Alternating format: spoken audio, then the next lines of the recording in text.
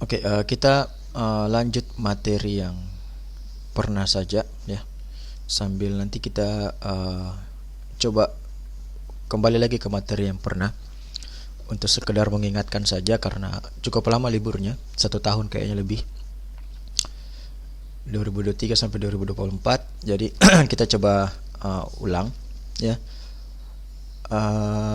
Jadi kita sekarang masuk di materi tentang integrasi dengan server ya. Integrasi dengan server, kita akan mencoba data dummy ya, melalui sebuah API yang sudah disediakan oleh ceritanya adalah servernya JSON placeholder.typecode.com ini.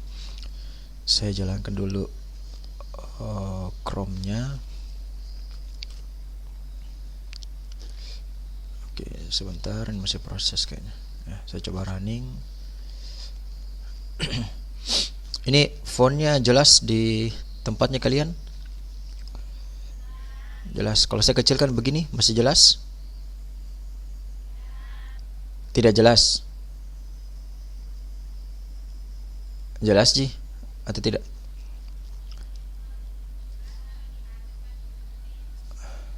Oke, saya kasih gini saja.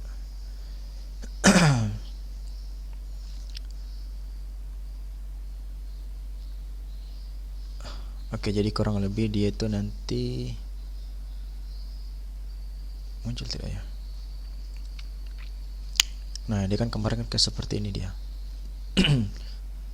Oke, jadi modelnya itu seperti begini. Ada judul artikel, kemudian ini adalah isi artikelnya, kurang lebih seperti itu ya. Yang warna hitam ini sama abu-abu ini kayak isi artikelnya ya.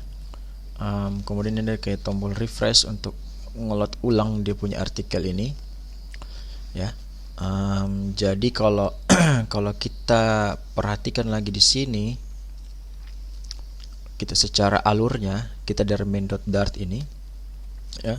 Main.dart ini dia akan memanggil home, yaitu adalah homepage ya. Kemudian kita ke homepage. Nah, di dalam homepage ini ya, bagian yang class homepage state atau yang bagian UI generator ini ya, itu nanti di bagian build-nya ini, bagian build atau build UI-nya ini ya, dia itu di app bar-nya itu ya, app bar-nya itu ada action. Jadi biasanya kalian pakai itu hanya title. Sekarang ada lagi namanya action. Action itu ya ini sebelah kanan ini nih, sebelah kanan ya. Mungkin kalau di aplikasi seperti kayak WhatsApp itu sebelah kanan atas itu ada kayak kamera, ada search, ada titik 3 atau menu-menu lainnya ya. Nah, itu namanya actionnya si app bar. Nah, action ini bisa lebih dari satu. Jadi misalnya kayak ada icon buttons di sini, kalian bisa tambah lagi satu ya. Misalnya tambah satu lagi begitu. Misalnya icon search. Oke. Nah, kalau saya save atau refresh, nanti dia seperti ini, ada tombol search di sini ya. Kemudian bisa lagi kalian tambahkan lagi satu lagi, misalnya kayak vertikal begitu, more, kayaknya ini ya, salah, more vert. Nah, ini ya. Jadi kalau kalian buka WhatsApp itu kurang lebih mirip ya. Ada searchnya, ada biasanya untuk menu lainnya ya, kayak ada grup baru nanti muncul, kemudian siaran baru dan lain-lain ya. Jadi kalau di Flutter itu menggunakan namanya actions ya. Actions dia itu berbentuk list of widget. Jadi dia itu bisa lebih daripada satu widget ya, seperti itu ya. Kita hapus saja dulu ini karena kita tidak pakai search dan more vertical ini, kita tidak pakai. Jadi kita hapus ya, kita kembali seperti ini, ada refresh ya. Nah, oke, selanjutnya di bagian body itu ada yang namanya adalah list view builder. Nah, tapi sebelum list view builder ini, dia itu ada dulu yang namanya if, pengecekan ya. Ada pengecekan dulu. Ini sama saja dengan kita pakai seperti ini, if ya, kemudian ini buka kurung tutup kurung, ini adalah else-nya ya. Tapi kalau kita pakai langsung di UI, ini kita pakai namanya single line if ya. If satu baris sebenarnya ini, tapi ini sebenarnya kayak gini, if satu baris. Tapi karena di Flutter itu dia pakai formatting, jadinya ketika kita Ctrl Shift F begitu, dia itu langsung turun ke bawah. Jadi ini if is loading. Is loading ini dia itu adalah nilainya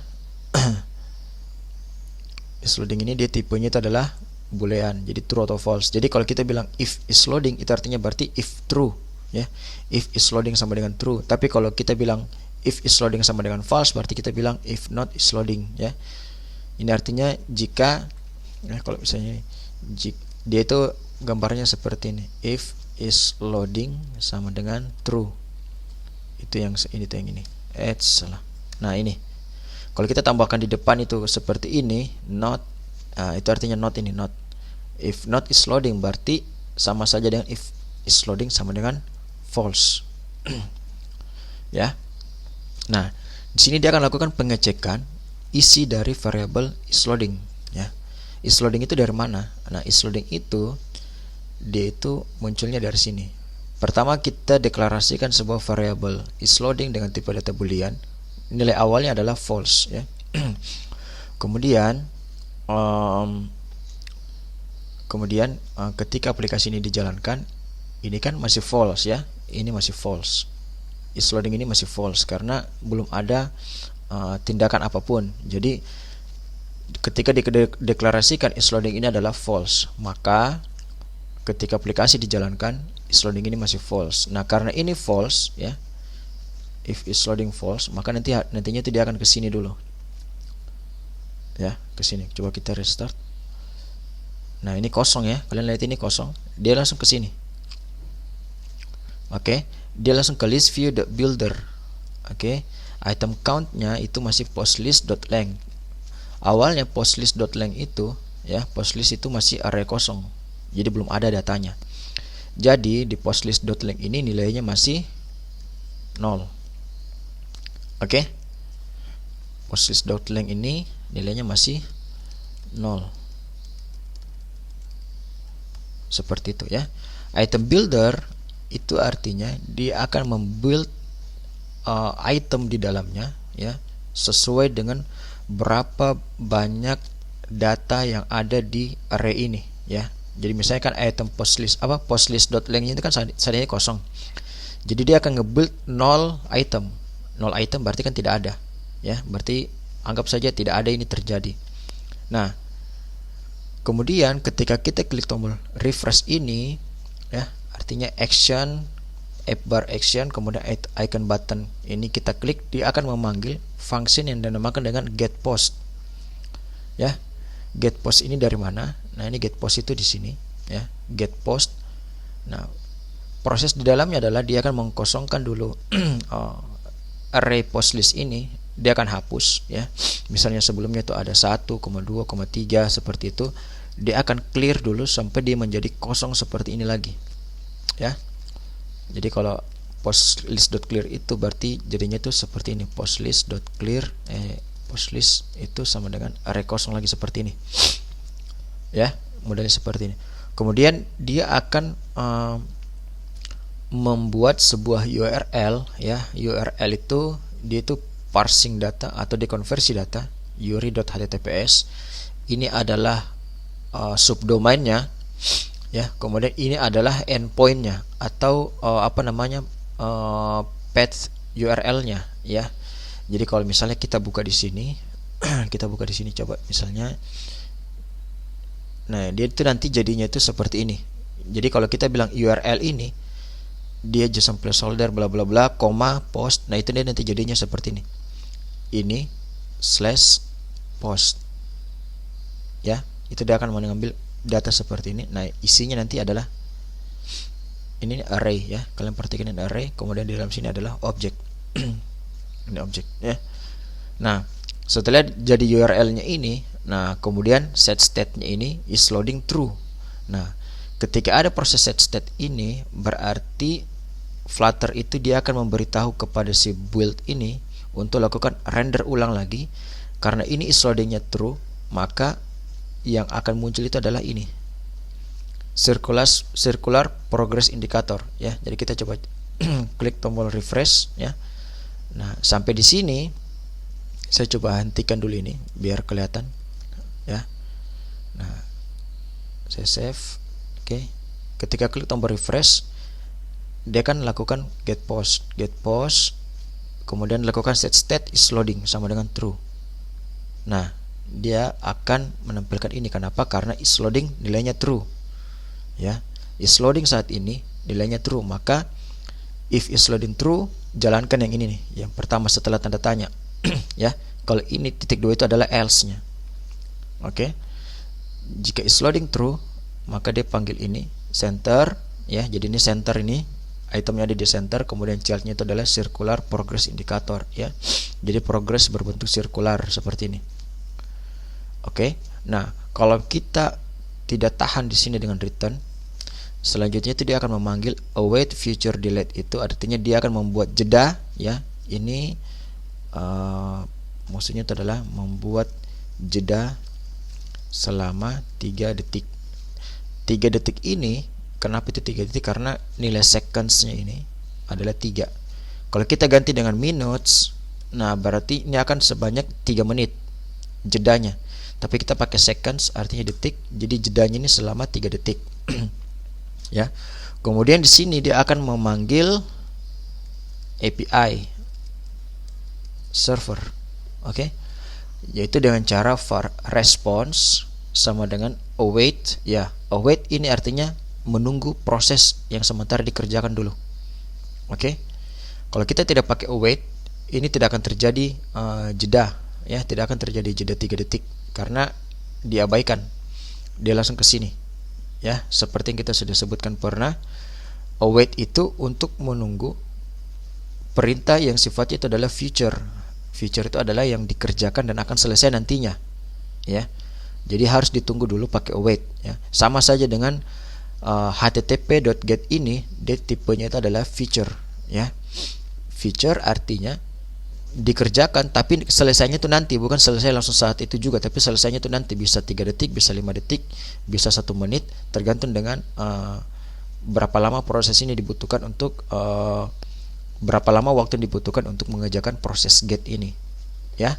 Sama saja dengan ini feature delete ya, dia akan menunggu selama berapa lama waktu yang dibutuhkan untuk menyelesaikan proses delay ini ya. Jadi proses delay yang kita berikan sini atau kita tentukan itu adalah ke 3 detik, maka dia akan menunggu selama 3 detik, kemudian pindah ke proses di bawahnya lagi ya, seperti itu. Jadi var response itu untuk menampung data yang dihasilkan dari http.get ya. Jadi kalau kalian perhatikan, kalau di sini misalnya nanti kalau kalian bikin seperti ini ya, kemudian ada mungkin merah di bawah sini, itu bisa saja karena menghindari terjadinya error karena proses HTTP GET ini belum selesai ya. Jadi misalnya kalian var response sama dengan HTTP GET, dia langsung kasih data, tapi datanya itu 0 sebenarnya karena belum selesai ini prosesnya. Langsung kalian minta seketika datanya, langsung kalian bilang lagi respon status code. Nah, untuk menghindari ini kalian harus perhatikan dulu, kalau dia get ini, dia itu ada future ya. Kalau dia diawali dengan future di sini, berarti kalian harus menggunakan await. Await juga itu bisa menggunakan await kalau functionnya ini ya, sebelum kurung buka ini harus ada async. Itu menandakan bahwa functionnya adalah asynchronous. Asynchronous itu dia berjalan itu beriringan tapi bisa saling menunggu ya. Nah, di sini ada respond.status code. Status code itu adalah jenis-jenis kode status yang ada di network atau internet ya. Kalau kita mau lihat status code itu, kita bisa lihat di sini. Saya coba buka browser baru, http status code. Nanti di sini di Mozilla sini dia akan jelaskan apa-apa saja itu status code-nya. Ada 100 sampai 199, ada 200 sampai 299, ada 300 sampai 399, ada 400 sampai 499. Umumnya digunakan kalau si server itu memberikan respon oke, artinya sukses, maka dia akan kembalikan dengan 200. Ya. Ini saya besarkan sedikit. Nah, kalau misalnya error yang disebabkan oleh klien browser begitu, nanti dia akan memberikan error 400 dan lain-lain. Kalau errornya dari sisi server, dia akan memberikan nilai 500. Biasanya dipakai tuh 200, 400 dan 500. Kita turun ke bawah 200. Nah, 200 itu artinya oke. Jadi kalau misalnya kita di sini HTTP status 200, nah 200 itu sama dengan sukses atau oke. Ya. Ini 201. Kalau kita misalnya kita minta untuk menyimpan sebuah data atau menambahkan sebuah data, biasanya memberikan respon 201, artinya data sudah ditambahkan. Kemudian nanti turun terus, kita ke client error itu yang 400 sekian. Nah, 400 ada bad request, 401 itu unauthorized. Biasanya itu kalau misalnya loginnya, username atau password itu salah, biasa dikasih error itu 401. Ya. Nanti ada server respon error, itu biasa kalau kalian temukan 500, error 500, error 501. Ada juga di client error itu biasanya kayak 404 not found. Nah, itu biasanya ada juga di sini, ya. Nah, jadi dia itu modelnya kalau 200 baru, jadi kita itu kalau dipakai di Flutter begitu atau aplikasi client app, kita tuh paling cuma perlu cek saja kalau dia 200, nah itu berarti sukses, itu dia punya permintaan. Nah, langsung diproses. Selain daripada itu tidak perlu lagi dicek-cek lagi. Misalnya paling kalau else, ya kita tampilkan saja kayak tampilkan kesan error saja seperti itu, ya. Ya, kalau 200 baru kita mulai dari proses data lagi, ya. Anggaplah kita sudah masuk ke 200. Kemudian ada lagi variable body, itu dia akan menampung data respon.body. Respon.body ini kalau kita perhatikan di sini, ini adalah respon.body, isi dari respon yang dikasih oleh si server. Bentuknya itu adalah JSON string. Jadi kalau seperti ini masih berbentuk string, ya, masih berbentuk karakter begitu, teks begitu. Nah, kemudian kita harus namanya parsing atau decode menjadi JSON object. Ya, ini ceritanya, jadi dia akan lakukan JSON decode yang tadinya string menjadi tipe data JSON. Jadi nanti body ini tipenya itu adalah JSON. Ya, karena ini dimulai dengan array, berarti kita lakukan perulangan.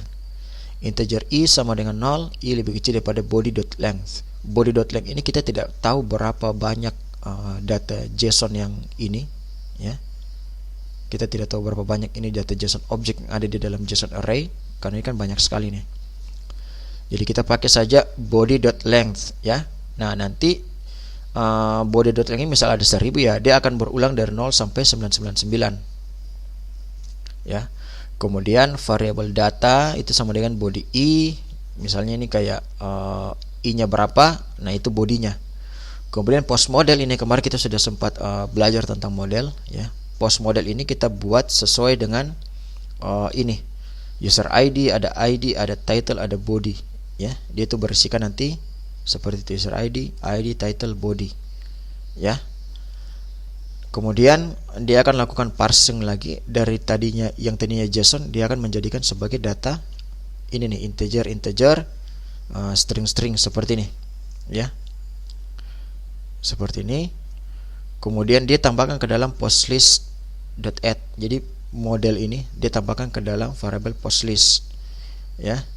Nah, jadi ketika kita kembali ke sini, kita refresh, kemudian kita tekan klik tombol refresh lagi. 1, 2, 3. Nah, dia sudah muncul, ya. Ini sudah bisa scroll, sudah tahu kenapa bisa nih, ya. Nah, bisa juga sebenarnya kita tidak perlu pakai wait feature delete ini, ya. Tidak usah pakai karena bisa saja ini memang prosesnya lama. Kita bisa matikan ini. Ini saya pakaikan untuk kita melihat ada proses loading dulu sebenarnya. Nah, tanpa ini pun sebenarnya bisa, ya. Nah, itu sebenarnya ada loading tadi, kalau kalian perhatikan di sini. Itu ada kayak loading kecil itu. Tapi karena dia baru sekitar berapa mili detik, itu langsung sudah muncul datanya. Ya. Nah, setelah masuk ke dalam post list ini, nah nanti kemudian dia itu lakukan list view builder ini, dia akan melakukan perulangan ini sebenarnya. Dia melakukan perulangan sebanyak data postlist.length ya. Nah, kemudian di dalamnya itu dia akan panggil post model post sama dengan postlist index ya. Jadi misalnya kayak dia ini sebenarnya melakukan perulangan ini seperti kayak lakukan perulangan ini juga. Kalau ini kita akan memasukkan data ke dalam postlist array. Kalau yang ini kita akan mengambil data dari postlistnya array ya, arraynya si postlist ini. Makanya dia punya variable index juga sendiri di dalam listview.builder ini ya. Nah, kemudian kita akan mereturn, karena dia harus mewajibkan return sebuah widget ya. Dia mewajibkan required widget function ya. Jadi harus mengembalikan widget. Jadi dengan satu model seperti ini saja kita bisa membuat ratusan data yang muncul ya. Nah, selanjutnya kalau kita kemarin terhenti ketika kita mau menampilkan detail dari si data ini ya, misalnya detail dari si data ini. Kalau tidak salah kemarin ada tugas ya, ada ndak ya? Ndak ada kah? Oh oke, siap, santai saja, santai saja, baru juga liburan. Kita coba kesini lagi.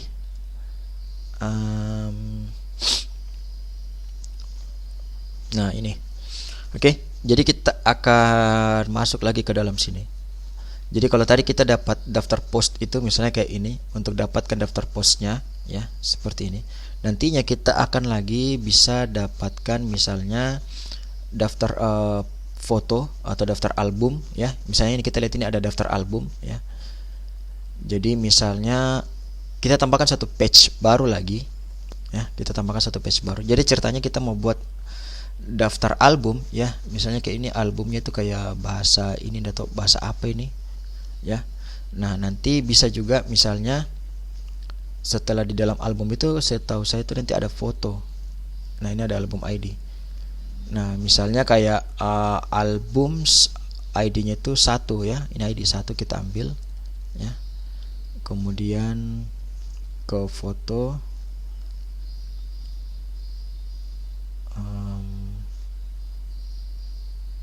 ini sudah album ID 1, ini ada sudah album ID 1. Oh, ini ada album ID 2. Sebentar, coba cek dulu caranya. Albums,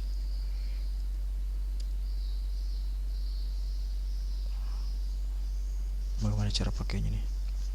Coba kita pindah ke photos, post.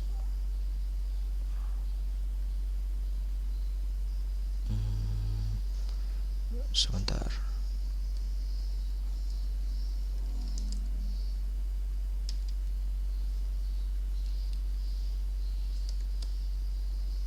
Oke, jadi oke, ini misalnya ini album. Kita mau lihat isi daripada foto-foto dari album 1 itu, album ID 1 itu apa saja ya. Jadi nanti di URL-nya itu saya pindahkan saja ke sini. Ya. Nah, misalnya ini albumsnya ini ada albums ID 1 namanya sekian, album ID 2 namanya sekian. Sekarang kita melihat foto-foto yang ada di dalam album ID 2, berarti kita bikin seperti ini.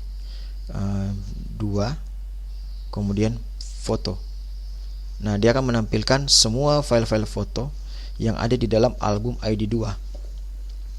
Nah, kita akan coba ini main kayak ibaratnya kayak galeri-galeri begitu ya. Misalnya kayak Google Foto seperti itu ya. Kalau kalian mungkin biasa pakai Google Foto yang kalian pakai model album. Nah, nanti kita coba bikin ini ya. Jadi kita coba buat dulu misalnya satu file baru lagi, misalnya albums page.dart ya. Atau saya copy saja biar tidak terlalu lama.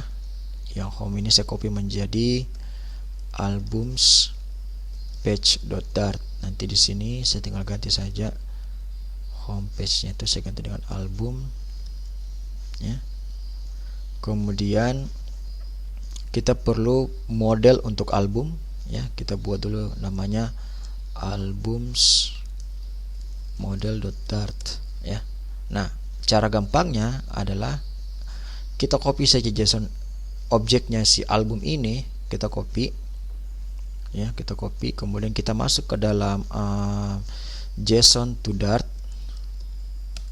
seperti ini. Kita klik JSON to Dart yang ini, paste di sini, kemudian kita kasih masuk nama kelasnya itu adalah albums model, kemudian generate Dart ya, kemudian copy Dart code to clipboard. Di sini kita paste. Oke, sudah jadi dia. Oke, itu cara gampang kalau kita mau generate model berdasarkan data JSON ya.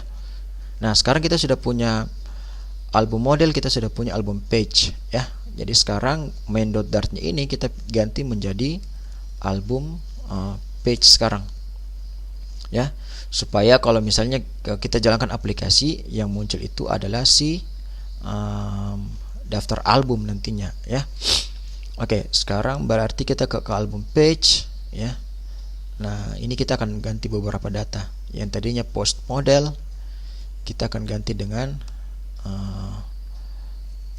album model. Ini post list. Waduh, sudah mau habis dia. Karena kita pakai zoom biasa. Nanti kita join ulang lagi ya. Ini foto list, saya akan ganti dengan albums list.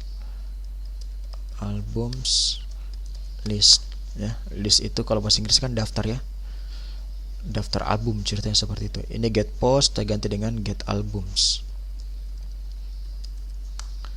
Oke, kemudian di sini saya akan ganti postnya ini ya. Kalau kita perhatikan sini, ini kan json placeholder.typecode.com/albums, berarti di sini endpointnya adalah albums. Nah, seperti itu. Oke, ini post model, kita ganti dengan albums model. Kemudian post ini ya, post ini kita ganti dengan album. Seperti itu. Kita cari lagi ini artikel, kita ganti dengan album.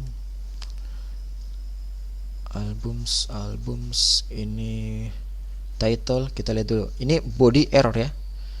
Sebentar, ini ganti dengan album lagi. Ini ganti dengan album. Nah, ini body error. Kenapa? Karena di dalam album models itu hanya ID dan title dan user ID. Bodinya tidak ada. Jadi bodinya bisa kita hapus saja ya. Kita hapus seperti ini. Nah, sekarang kita coba jalankan ulang si aplikasi Flutter kita. Nah, ini sudah jadi album. Coba kita refresh. Nah, ini sudah muncul, ini daftar albumnya ini sebenarnya ini. Ya, daftar albumnya sudah muncul. Oke, nah sekarang yang menjadi pertanyaan, bagaimana caranya kalau aplikasi ini dijalankan, misalnya seperti ini, langsung muncul datanya tanpa harus lakukan refresh.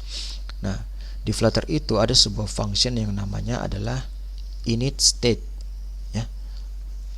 Function init state ini adalah function yang akan dikerjakan ketika aplikasi ini atau page ini dipanggil ya, atau dijalankan. Nah, ketika init state kita akan panggil get albums ya, get albums ini. Jadi ketika aplikasi ini atau page ini dibuka, maka langsung akan memanggil function get albums untuk mendapatkan data-data dari server ya.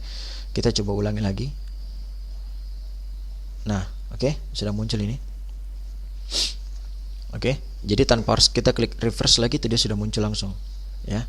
Nah, sekarang kita sudah punya daftar album. Selanjutnya adalah ketika kita klik salah satu album ini, nanti akan menampilkan daftar foto ya, daftar foto yang mana kita akan memanggil endpoint ini 2/foto misalnya. Nanti 2 ini itu dia itu dinamis, tergantung dari ketika kita klik ini, misalnya ini ID-nya 1, kita klik ini tak. Nah, itu berarti muncul yang misalnya yang ID-nya adalah 1 seperti ini ya. Kalau kita klik ini 2 atau 3, dia muncul data albumnya itu atau foto-fotonya itu sesuai dengan album apa yang kita pilih ya. Oke, sekarang kita akan pakai lagi ini ya.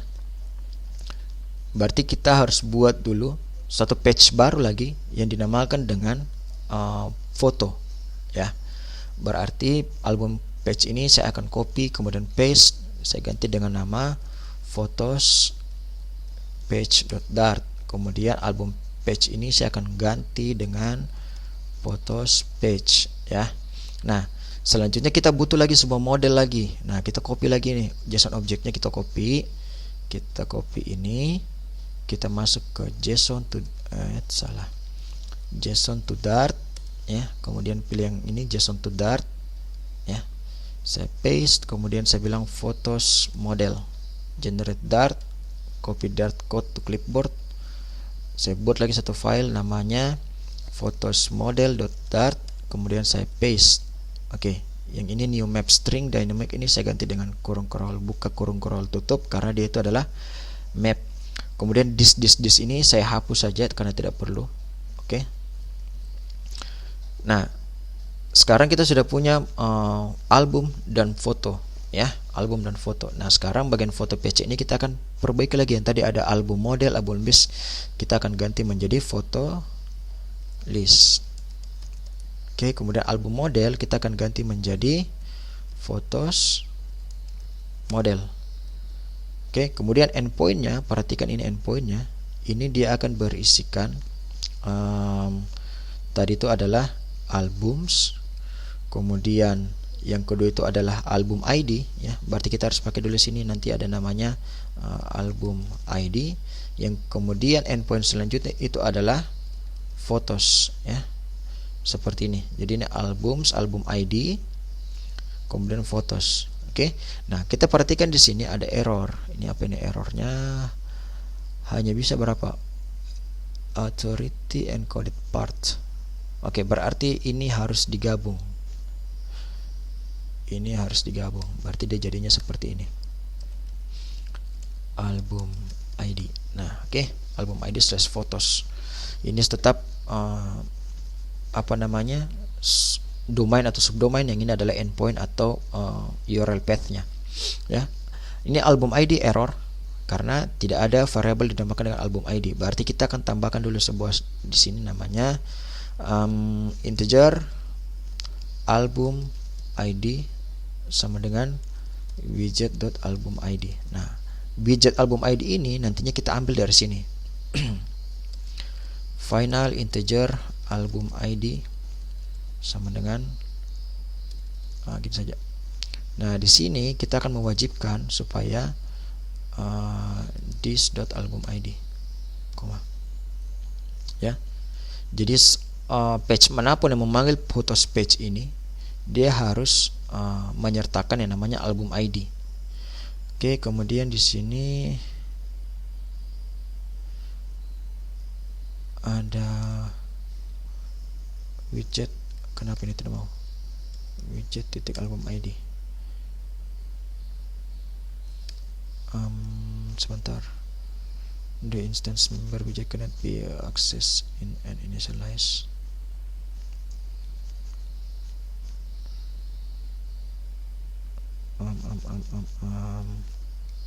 Ini kemarin bagaimana ya? Saya lupa lagi.